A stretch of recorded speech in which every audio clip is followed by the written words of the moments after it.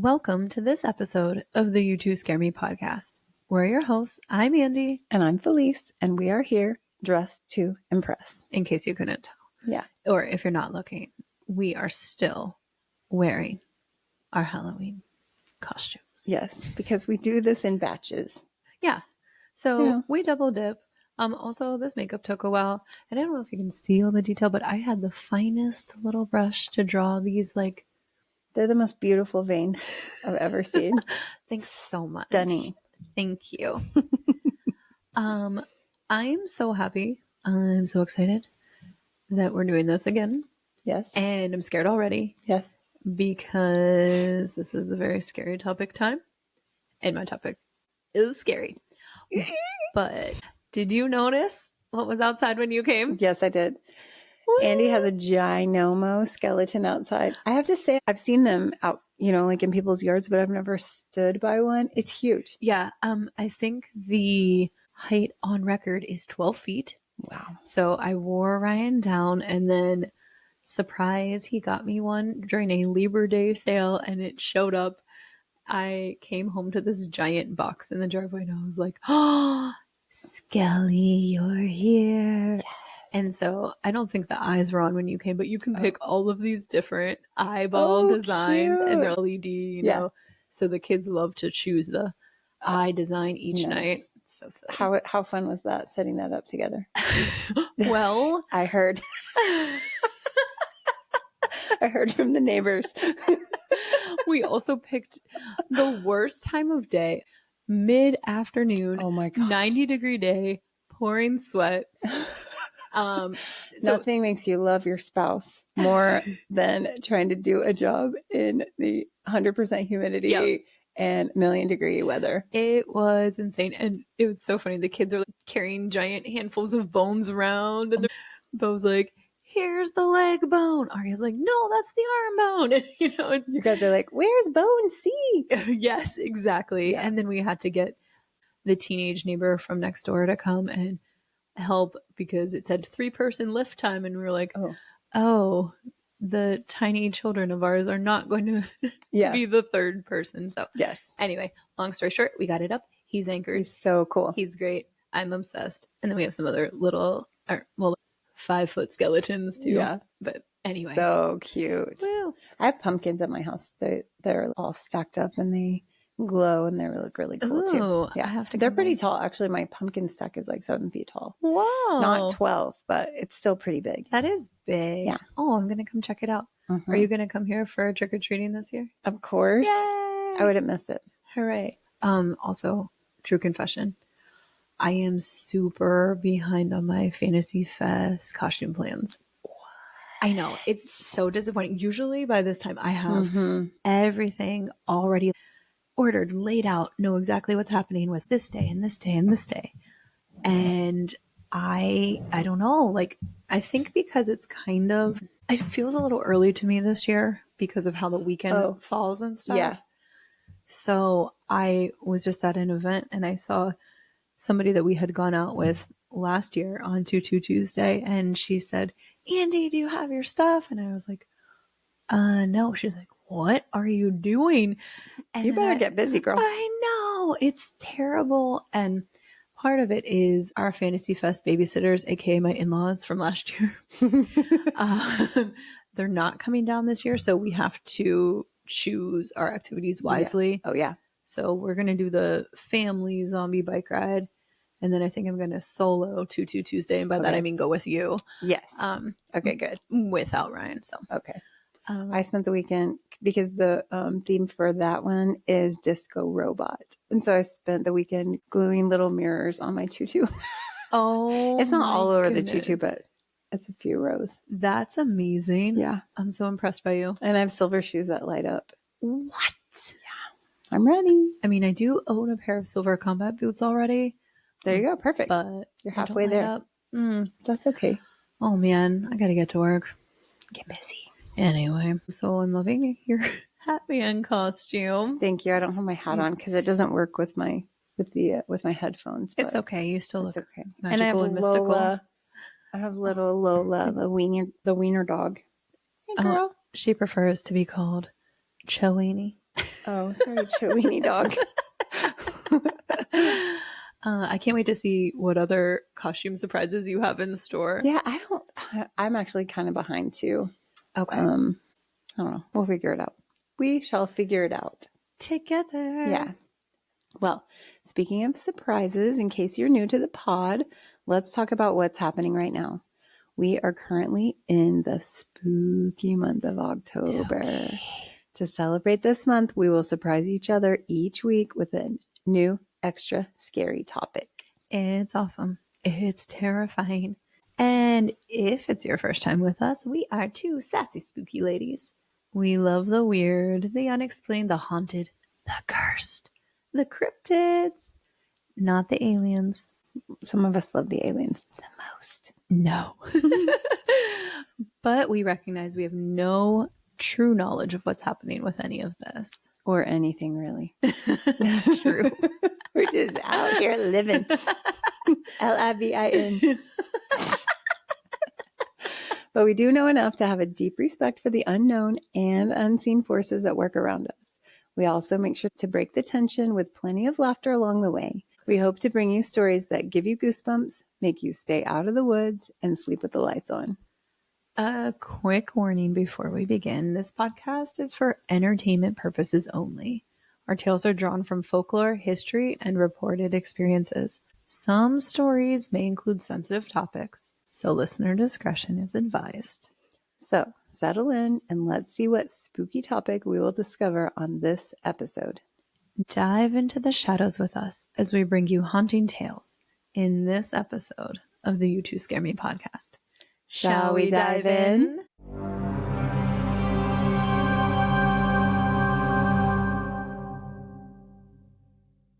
Picture this. It's a quiet night in the Utah desert, miles from the nearest light, the wind whispering across the land. A rancher alone in his truck spots something moving at the edge of his headlights. A coyote, maybe. But then he realizes it's too large. Its limbs are just slightly off. The figure pauses, then rises onto two legs. Stories like this echo across the American Southwest. Accounts of creatures that move between human and animal, between this world and something darker. They're called skinwalkers. Oh my gosh. It's so scary. Tonight we dive into one of the most feared and misunderstood legends in Indigenous North America. But before we dive in too deeply, there are a few important things to note. Skinwalkers are associated with the Navajo people and are deeply embedded in Navajo tradition. The Navajo name for them is Yinaldulushi, which translates to, with it, he goes on all fours. Whoa. Oh my gosh. I know, it's so scary. We are exploring this topic as a strange, scary, supernatural being, but I want to make sure that we approach it with the utmost respect. Mm-hmm. In Navajo tradition, these beings are rarely discussed with outsiders, and even speaking their name is considered taboo because it invokes a deeply feared figure. Navajos believe that even saying the name can attract them and bring harm or negative energy.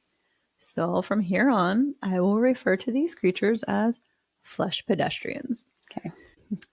To understand flesh pedestrians, you have to start where the story truly lives, among the Diné, known to most as Navajo Nation. Today, Navajo land is located primarily in the American Southwest, in areas of Arizona, New Mexico, and Utah. Stories of actual flesh pedestrians will come from these regions. Stories from elsewhere, those are something else entirely. There have also been a lot of Hollywood and fictional spins put on flesh pedestrians, but the true stories and accounts are terrifying enough. The Navajo do not discuss flesh pedestrians with people outside of the culture.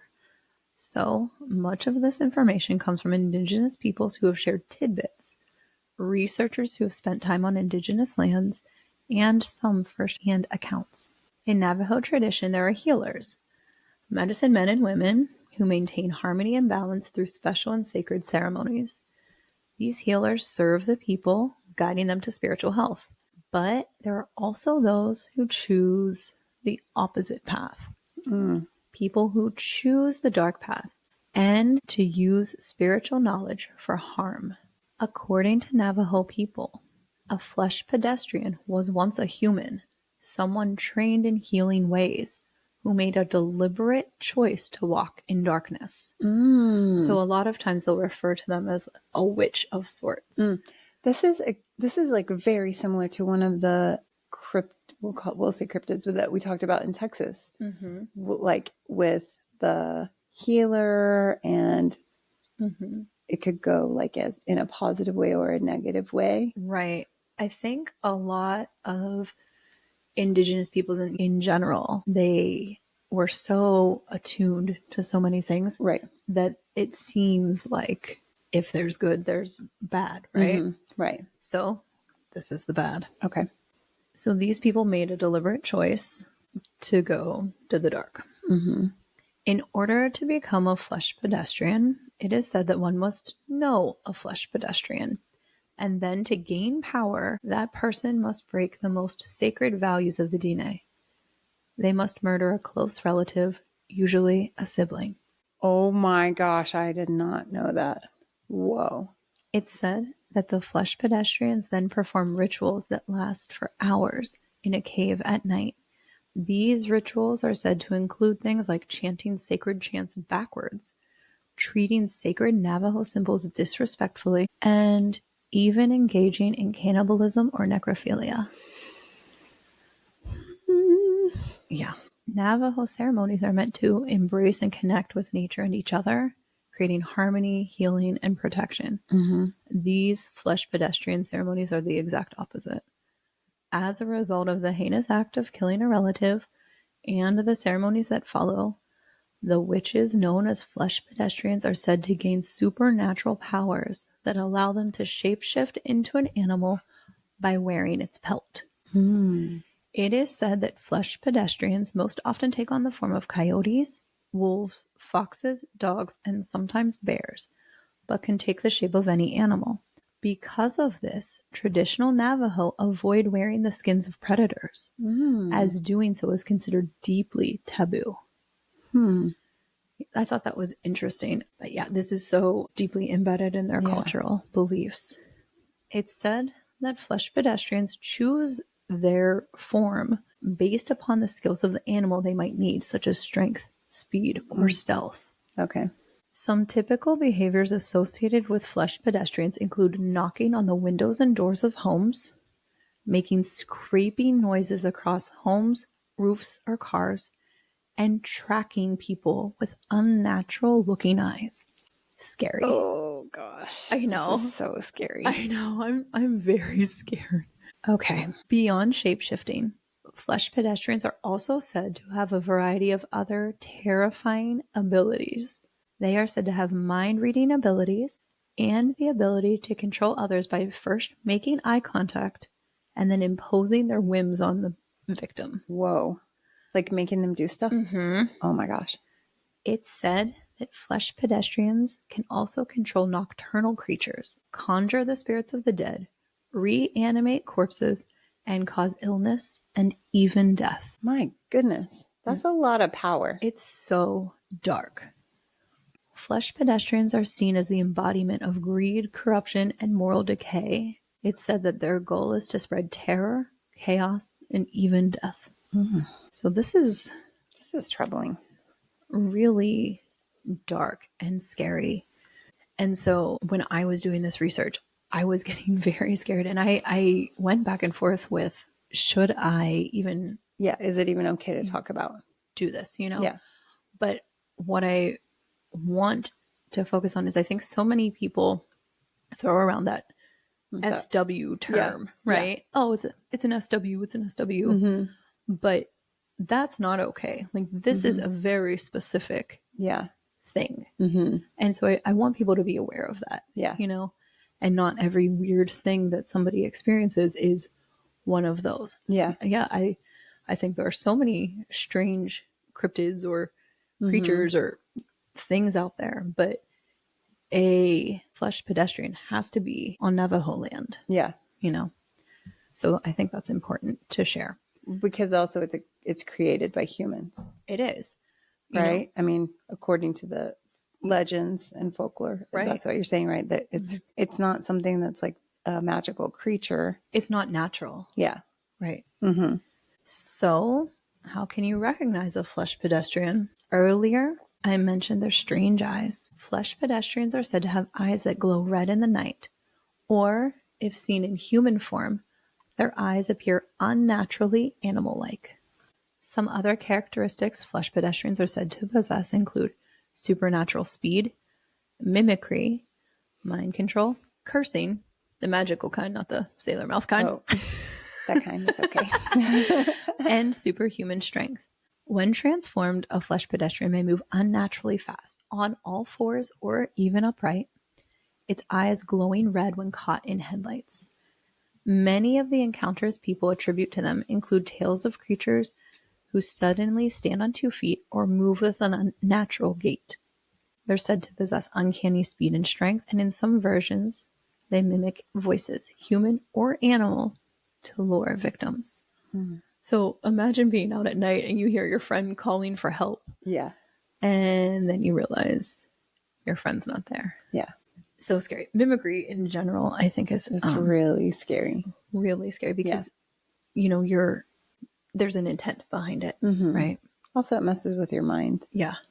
Some stories say flesh pedestrians can possess people through eye contact, taking control of their actions. Others say that they use powdered bone dust to curse victims with illness or death. Ooh. And I saw that several times. So I found a few accounts of people encountering flesh pedestrians on Navajo land. Here's one. My uncle and cousin saw a large deer on the side of the road. When they got closer, it hopped over the fence like a bipedal man. One time, driving back from Gallup, my dad saw an old Navajo woman walking on the side of the road, and when he slowed to offer her a ride, she took off into the plains quickly with inhuman speed. Once when I was a kid, my family was at my aunt's house, which is in a rural, secluded area. We would hear animal noises, but when we looked in the direction from which the noises were coming, a flashlight would turn on or off. The noises would come from all directions in increasingly shorter succession. Usually when I'm there on the reservation visiting, alone, late at night, I will feel the presence of evil and dread. Panic and paranoia will wash over me, and as sudden as it comes, I will leave. The noise thing is so scary, Yeah. right? Here's another story. My uncle is Mexican and Native American. This happened in the desert. He was driving around with his girlfriend late at night, and they saw something that looked like a huge black dog on the side of the road. He slowed down, and the dog began crossing the road. Instead of walking like a normal dog would, this thing moved like a toy rocking horse. Oh my gosh. So unnerving. Oh. He said it stopped in the middle of the road and stared right at them, and its eyes had a red glow. My uncle is the most badass person I know, and it scared the crap out of him. Oh my God. I hate this story. Oh my gosh. It's so scary. It's so scary. scary. I know. Okay. And we also had some comments on TikTok that there were a lot that people attributed to SW, but I sort of weeded through them. Yeah. But So- there were there are a lot of accounts of this type of stuff. Right. Which kind of leads me back to think like maybe there are other things happening in other cultures that are similar in some way because they were from all over, but there were a lot of these kind of comments on that thread. So the ones that I tried to pull out were ones that were where people specifically mentioned, being either Navajo or being on, Navajo land when this happened. Yeah. So this person said that they were Native American and they remember their grandparents telling stories of flesh pedestrians when they were growing up. But the life lesson they remember being told was to never whistle at night because 1, it can attract evil spirits. 2, it could bring bad luck.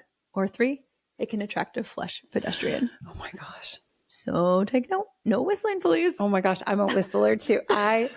We heard about if something whistles at you, don't whistle back, but we haven't heard don't whistle at night. I am a major whistler. Well, Actually, I don't even know that I knew that about you. I love to whistle. I try to keep it under wraps because I don't know that everyone loves to hear other people whistle, but I'm a pretty good whistler, by the way. Yes. Your secret. Someday I'll show you my whistle. Wow. Wow. But not at night. Now we know. I think as the day's going on and my makeup's getting worse, I'm starting to look more like Exorcist. You're looking more and more vampire. You're like really developing into a vampire. Oh my gosh. Don't eat me. Okay.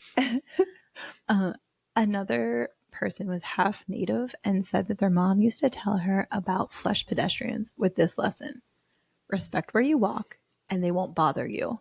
If you hear it, no, you didn't. No, you didn't. Just keep walking. Oh my gosh, so similar to Appalachia, right? Right. So this story came from someone named Sita, who recalled living by native land and driving with their siblings around 2 a.m. They said a deer ran across the road and transformed in the middle of the road, and they all saw it. They said the creature it transformed into looked a lot like a rake. So I'm not sure if this is actually a flesh pedestrian or something else entirely. Yeah. But it's scary. Yeah. And I don't really know what a rake looks like either. Oh. Scary. Terrible. Okay. You'll find out in a later episode. Oh, okay. To be continued. Correct. Another story comes from a woman whose friend was a Christian missionary out on native land. They were driving along on the road and saw a fox that began to run the same speed as the car, even when the car sped up. They took the first turn they could, looked back, and saw a human. Oh my gosh. Another story told of being rerouted by GPS onto native land and driving long into the night. In 3 hours of driving, this person only saw a few houses, one store, and a sign in fairy lights that said, quote, "You didn't hit it. It's not a dog. Don't get out of the car. Keep driving west." Whoa. That's so creepy. Yeah. A woman of native descent sent this. I lived with my great-grandma in the reservation. At the time, we had no running water and no electricity. Our only source of power was our car. My mom went to go charge her phone in her car, and it was around 9 p.m.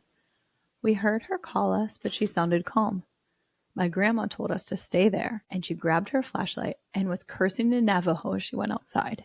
My mom said when she was charging her phone, she felt something jump on top of the car. Oh, no. To not sound alarmed, she called for us calmly. I don't think I could do that. I'd be freaking out. By the time my grandma went outside, it jumped off her car and ran towards my other grandma's house. My mom said she heard a horse galloping, and then by the time our dogs chased it, she heard a cat hissing. Whoa. We still talk about it. Oh my gosh.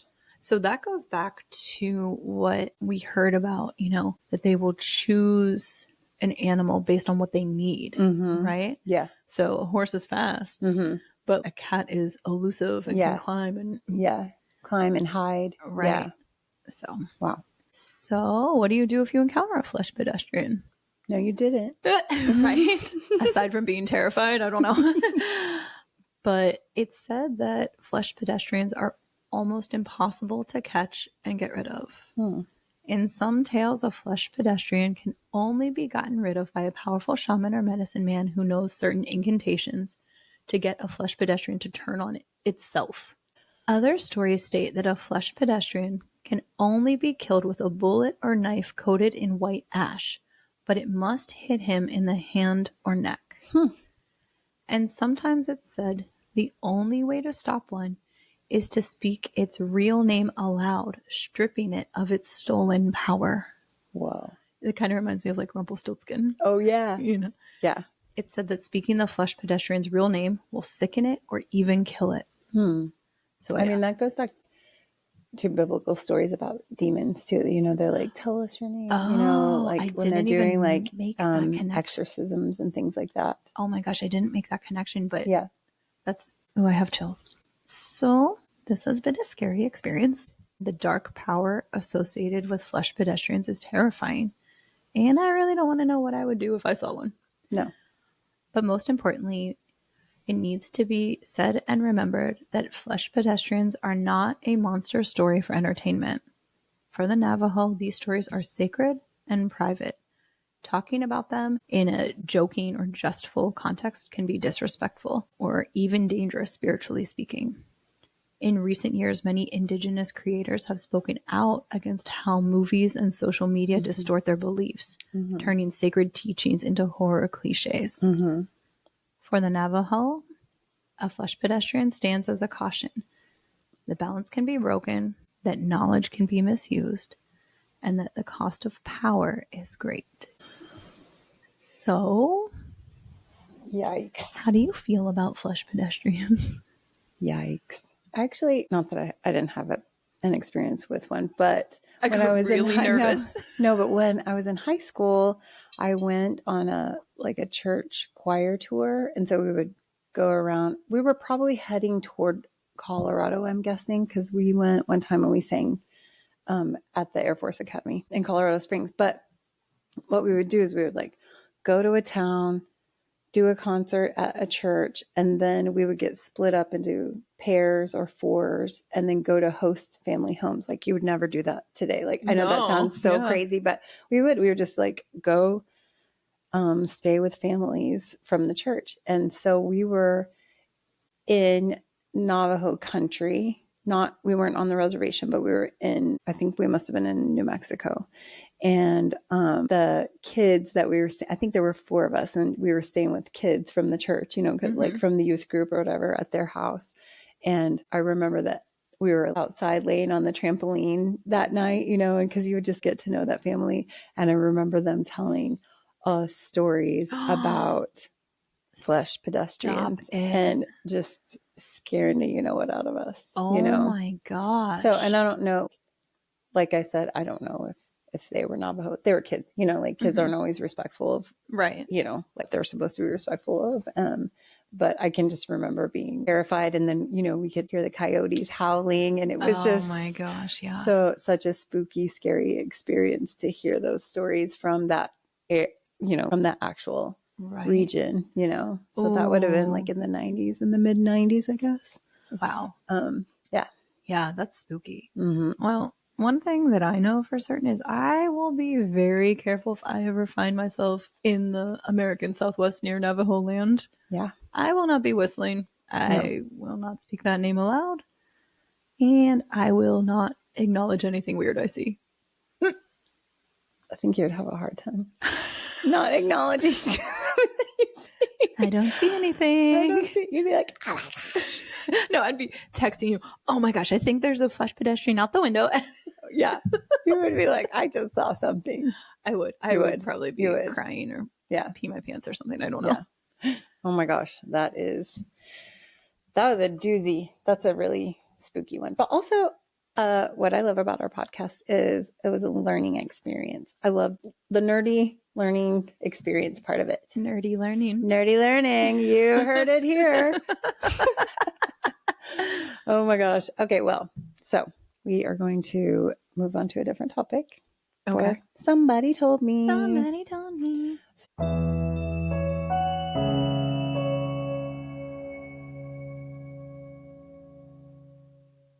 This one is, we're really shifting gears here. Okay. All right. Okay. So just be ready. We're really shifting gears. This story is very personal to me. It was sent in by my friend Amber. So several years ago, she lost her little boy, Colton. We called him Colty, to a type of cancer called neuroblastoma. Oh. So it is, it's a solid tumor cancer, typically diagnosed in children under the age of 5. It's pretty rare. According to the American Cancer Society, only about 600 to 800 new cases of neuroblastoma are diagnosed each year in the U.S. Oh, wow.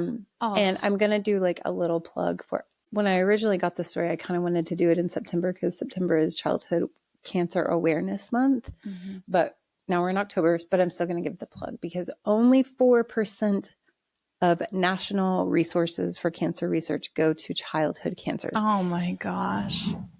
That's not enough.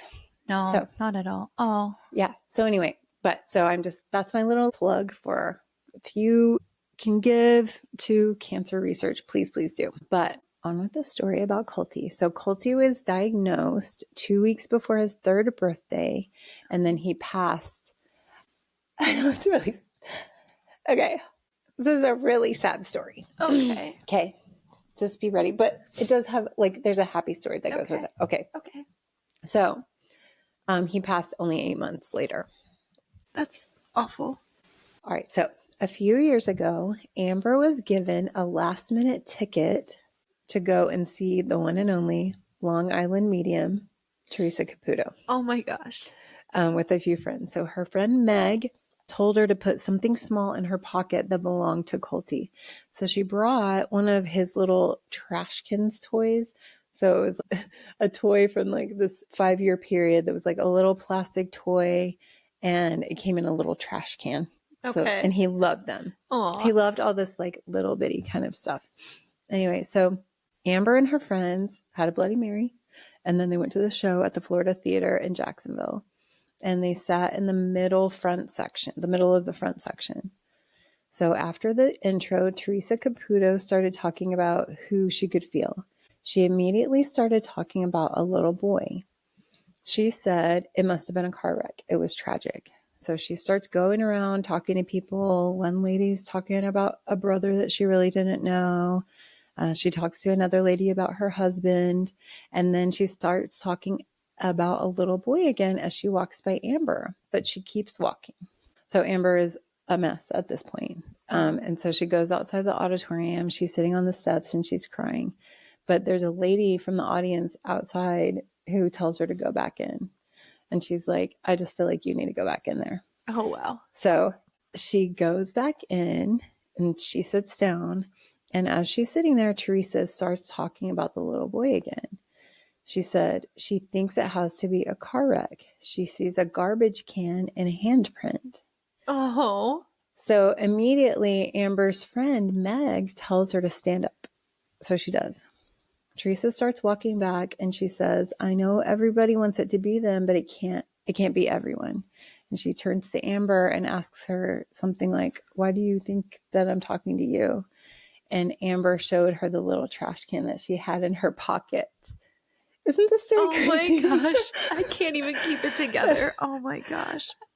I have to not look at you. Okay. Sorry. Okay. So she shows her the little trash can that's in her pocket. And she tells her that she got Colty's handprint tattooed on her side after he passed. Teresa asked if he was being held when he passed, and Amber said yes. And she asked how he passed, and Amber told her. There was a little bit of chit-chat, and then Teresa said that Colty wanted her to know that he's okay and he loves her. Oh my gosh. Amber said that there were no questions asked before they went in, and she hadn't reached out to the staff or given them any information. She, in fact, she got her ticket at the last minute because I think another friend had canceled. Wow. And so there's no way that they could have known anything about Colty. But she said that she was very glad that she went, and she'll never forget that moment. Oh my gosh. That was so touching and special. And how amazing to know that Colty is still there. Yeah. This is a hard one. This is a hard one. It's so emotional, but I think the thing that, we all want to know what happens after death, right? Nobody knows, but I feel like what a sense of relief and comfort for her. Yep. Well. Wow. So. This episode has had it all. Yeah. Really scary things and our first really emotional breakdown. Yeah. Yes. I think that, it's crazy because when Amber, she called me to tell me this maybe 2 weeks ago. Oh my gosh. Amber, you're like the strongest woman. And this happened 2 years. I mean, this thing with the Long Island medium happened maybe 2 years ago. I didn't even know about it. And I was like, I don't know if I can tell this story, Yeah. It's a hard one. It sure is. Amber, thank you for sharing that. That is so personal. And I'm just so happy that you got that moment and that validation. And you know Colty is okay.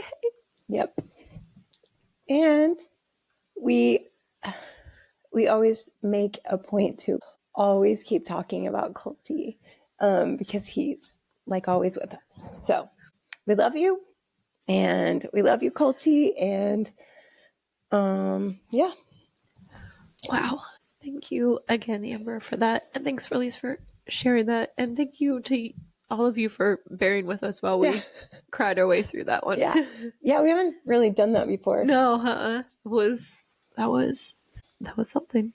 But also, thank you to all of you for listening to this episode of the You Two Scare Me podcast. Listeners, you can help support us by telling your friends and family about our podcast. Remember that chain letter thing? I do. And tell 7 friends, have them tell 7 friends, and keep the chain going. Help us by rating and reviewing us on Apple Podcasts, Spotify, iHeart, Amazon, and wherever you get your podcasts. We love to read what people say. Also, you can check out our sweet costumes if you check out this episode and others on YouTube. Just search for You Two Scare Me podcast. And don't forget to like and subscribe.